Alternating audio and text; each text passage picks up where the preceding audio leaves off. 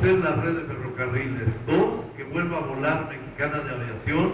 Y 3, que se democratice el mercado de los medios de comunicación, que entre la tercera cadena, la cuarta cadena, en fin, que haya pluralidad, ¿no? Dice, pero pues, realmente Andrés Manuel me dijo, mira, vas a tener que trabajar el doble y vas a ganar la mitad de lo que gana el secretario actual, ¿no? Y además dice, no va a haber corrupción. Entonces dice Jiménez Espriu, entonces ¿dónde están los incentivos, no? Te pagan la mitad, trabajas el doble y no robas, bueno, pues. Es decir, esa es la idea, hacer un gobierno distinto, con gente distinta, ¿no?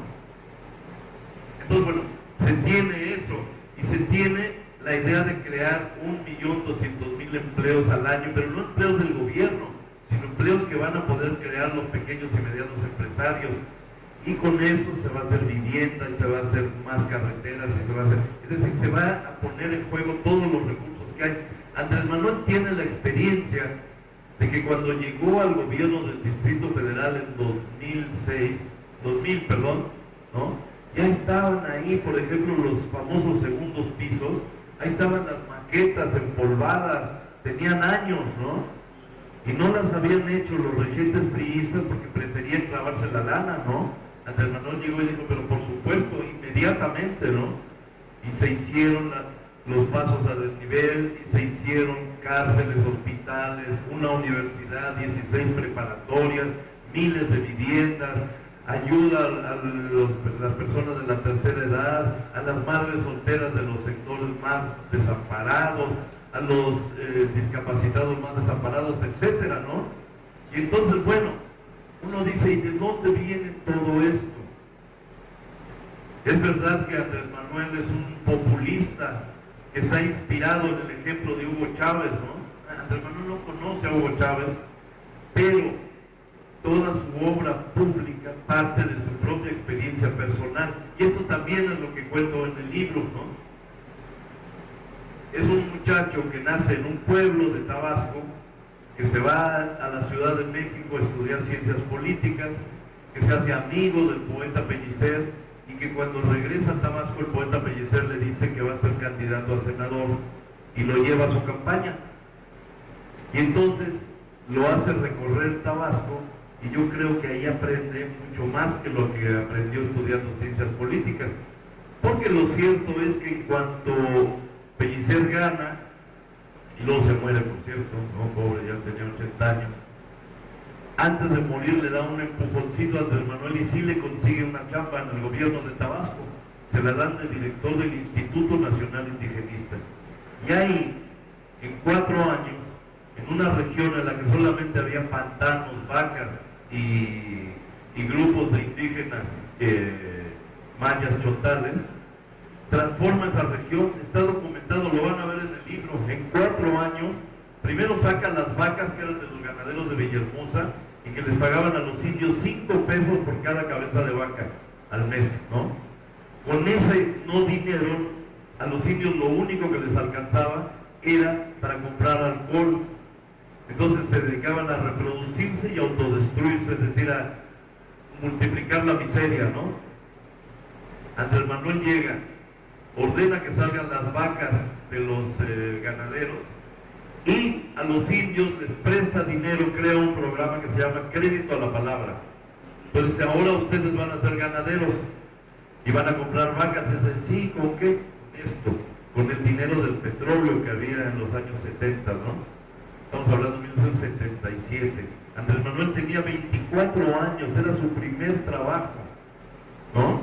Y digo, lo que es ser un superdotado en materia de talento político, ¿no? Siendo un muchachito sin experiencia, en 4 años transformó esa región, porque entonces los indios se volvieron ganaderos y empezaron a tener dinero. Entonces hicieron cooperativas, entonces hicieron caminos, hicieron talleres, hicieron vivienda, hicieron clínicas, transformaron la región.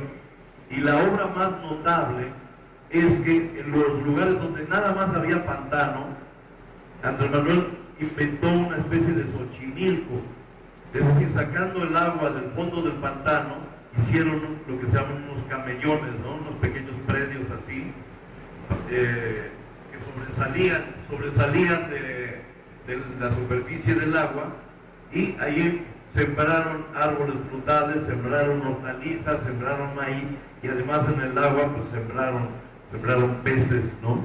Y entonces de pronto se convirtió en un ecosistema que la gente comía, el pantano empezó a dar comida, ¿no? Y eso realmente fue una cosa muy notable que llamó la atención de una investigadora polaca que llegó a México en aquella época y habló maravillas, aunque le caía gordísimo a Andrés Manuel, porque ella era anticomunista y veía cosas ahí que no le gustaban. Habló maravillas, escribió maravillas en un libro que está por ahí, ¿no? Que se llama Cartas a Salomón. Entonces, bueno, ahí lo que Andrés Manuel demuestra es una gran capacidad de organización y una gran capacidad de trabajo. Allí inventó el método de levantarse todos los días a las 5 de la mañana y recorrer comunidad por comunidad por comunidad. Cuando termina, en 1982, el nuevo gobernador lo nombra, en 83, el nuevo gobernador lo nombra dirigente del PRI en Tabasco y le pide fortalecer los comités municipales del PRI. Entonces Andrés Manuel, con el mismo método, levantándose a las 5 de la mañana y recorriendo pueblo por pueblo, todos los días, incluso los domingos, en 9 meses inventa un PRI nuevo, y un PRI exigente y un PRI combativo, ¿no? Un PRI que no se parecía en absoluto al PRI. De manera que los caciques de Tabasco se alarman y le piden al gobernador que lo quite. Y entonces el gobernador le dice: mira, Andrés Manuel, dejas ahora el PRI y te vas de oficial mayor del gobierno de Tabasco. Y ustedes saben que ser oficial mayor del gobierno de Tabasco significa tener poder para dar permisos, licencias, hacer favores y cobrar mordidas, acumular dinero, acumular influencia, ¿no? Y volverse una persona sumamente influyente, ¿no? Y Andrés Manuel dice: no, ahí sí no le entro. Y entonces, como en aquella época decirle no al gobernador de Tabasco era peor que matar al gobernador de Tabasco, ¿no? Andrés Manuel huye a la Ciudad de México a esconderse, a alejarse, ¿no? Y ahí empieza a trabajar en el Instituto Nacional del Consumidor, escribe varios libros, etc. De pronto tiene una vida cómoda, nacen su segundo y su tercer hijo. Y en 1988, después del fraude, cuando él tiene una vida con secretaria, chofer, ahorros, vacaciones, aguinaldo, todo eso, los privilegios de la burocracia que ahora él critica, le dicen que el ingeniero Cárdenas lo invita a que se vaya a Tabasco a organizar la oposición. Entonces dice: pero ¿cómo? Si en Tabasco no hay oposición y no hay nada. Y su esposa de Andrés Manuel dice: pero allá no te van a pagar ni un quinto, ¿de qué vamos a vivir? ¿No? Entonces, bueno, ahí en el libro está contada cómo hay toda una crisis personal por la cual él atraviesa y se siente muy mal y le dice a Cárdenas que no va. Pero cuando le dice que no va, se siente peor. Entonces ya casi está al borde del suicidio, y para salir de esa depresión le dice a Cárdenas que siempre sí. Entonces, bueno, se va, organiza la oposición en Tabasco, es candidato a gobernador 2 veces. La primera vez gana 50,000 votos, la segunda 200,000, después se va como dirigente nacional del PRD, que era un partido que tenía muy pocos diputados, y hace que se convierta en mayoría en la Cámara de Diputados. No tenía ninguna gobernatura, logra que tenga 5, y después se va al gobierno del Distrito Federal y se convierte en el político más querido, el más popular del país. El gobierno del Distrito Federal siempre ha sido la tumba de las aspiraciones políticas de quienes de ahí quieren saltar a la presidencia, y Andrés Manuel sale en condiciones verdaderamente increíbles, ¿no? Y no obstante, durante su gobierno se le muere la esposa y se queda viudo con 3 hijos, ¿no? Adolescentes, en la edad más difícil, y los logra sacar adelante y llega a la candidatura, y en fin, o sea, es un hombre que realmente ha sido exitoso en todo momento, ¿no? Y esto, la verdad, había muchas cosas del libro que yo no sabía de él. Yo lo conocí en el 94, en situaciones muy chistosas, ¿no? Y hablando con amigos en Guadalajara, justamente cuando estaba yo promoviendo esta obra Violetita de la que habló el compañero, Me dijeron, ¿y de dónde conociste a Andrés Manuel? No, pues lo conocí así, asado, Dijeron, ¿y dónde se puede leer eso? Yo dije, no, pues algún día en mis memorias, cuando me retire, lo voy a escribir. No, tampoco tienes que escribirlo ahorita, ¿no? Porque ahorita es cuando la gente tiene que conocerlo. Entonces fui a ver a Andrés Manuel y le dije, oye, ¿cómo ves? Era septiembre del año pasado. ¿Cómo ves un libro así? Me dice, me salva. Si lo escribes, me salvas. Porque yo me comprometí con la editorial a escribir un libro autobiográfico, a contar mi infancia, mis años en la universidad, todo eso que fue Tabasco y el PRI, todo, porque yo quiero que se sepa todo, que no quede ya la muerte de mi hermano, todo, que no quede ninguna sombra de duda, ¿no? Pero si tú lo escribes, yo te doy toda la información. Entonces me dio la información. Yo me encerré en una playa allá por Tulum a finales de año y en 2 meses me puse a...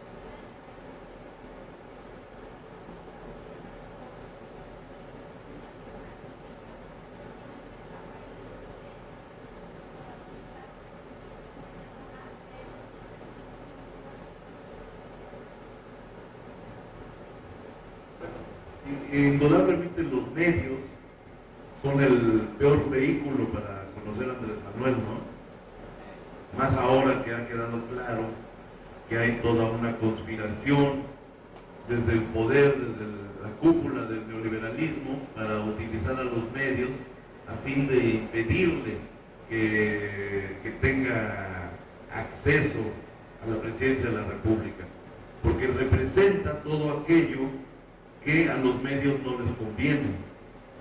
No hay que olvidar que los medios, la inmensa mayoría de los medios, entre comillas, informativos, pertenecen a empresarios, no a periodistas. Son negocio, antes que nada, ¿no? Digo, si es que entendí bien la pregunta, porque es que se oye muy bajito. No sé si habría manera de compartir el micrófono, porque casi no se escuchó bien. O sea, yo estoy un poco sordo y con el avión empeoré.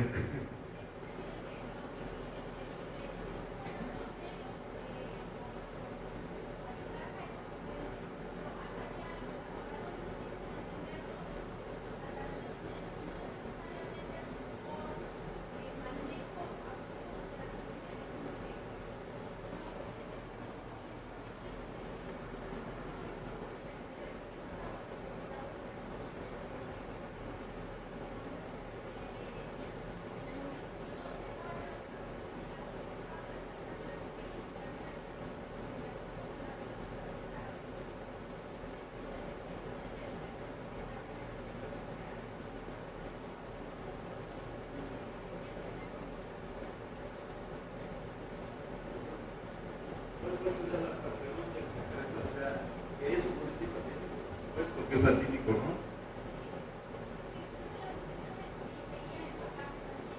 Ajá, pero también había una mención a lo del plantón de reforma, a lo del cierre de reforma.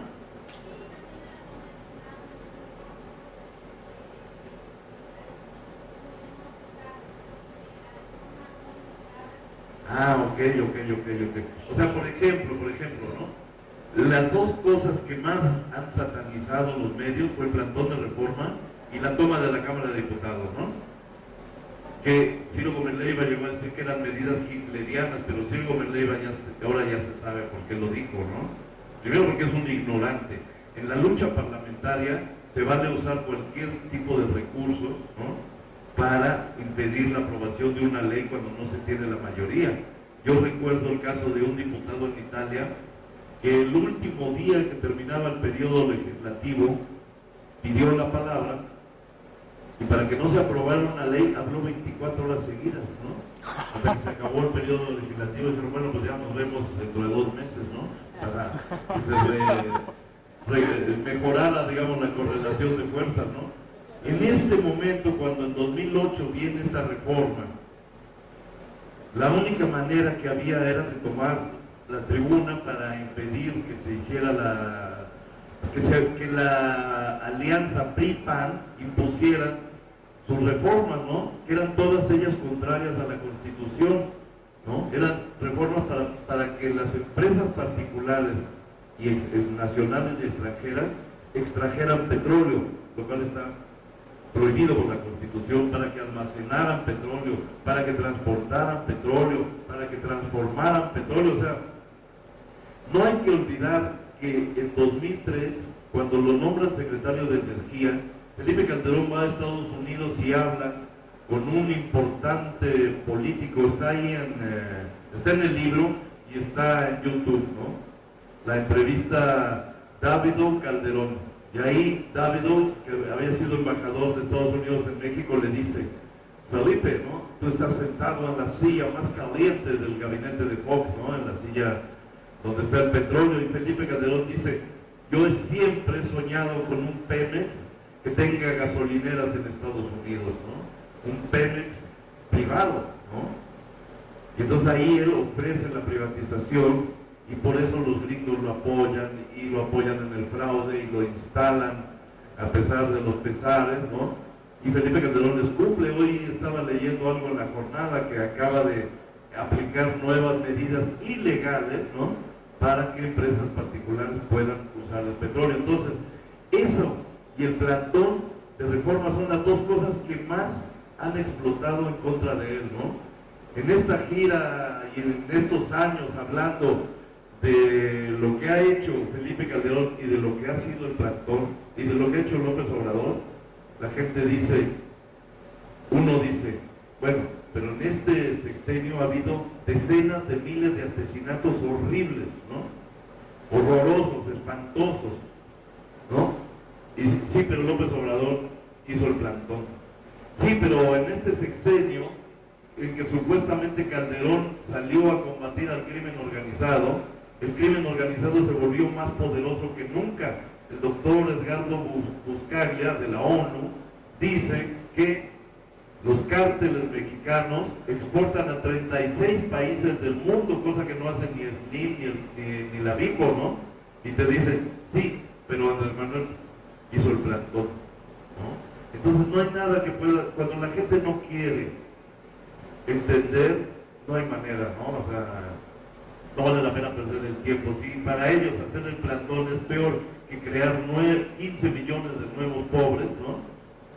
Entonces, bueno, pues desgraciadamente con esa gente no va a ser parte de este cambio, ¿no? Tampoco van a ser nuestros enemigos, ni mucho menos, son televidentes antes que otra cosa, ¿no? Pero la gran noticia, la gran esperanza, ¿no? Es que pues la rebelión de los teléfonos inteligentes implica que mucha gente ya no se traga eso de que, ¿no?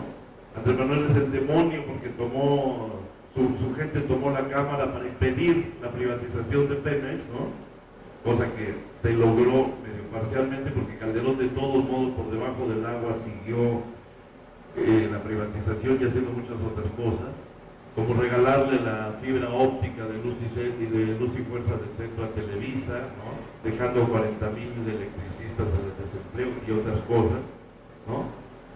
Pero mucha gente joven sobre todo, ya no se traga esto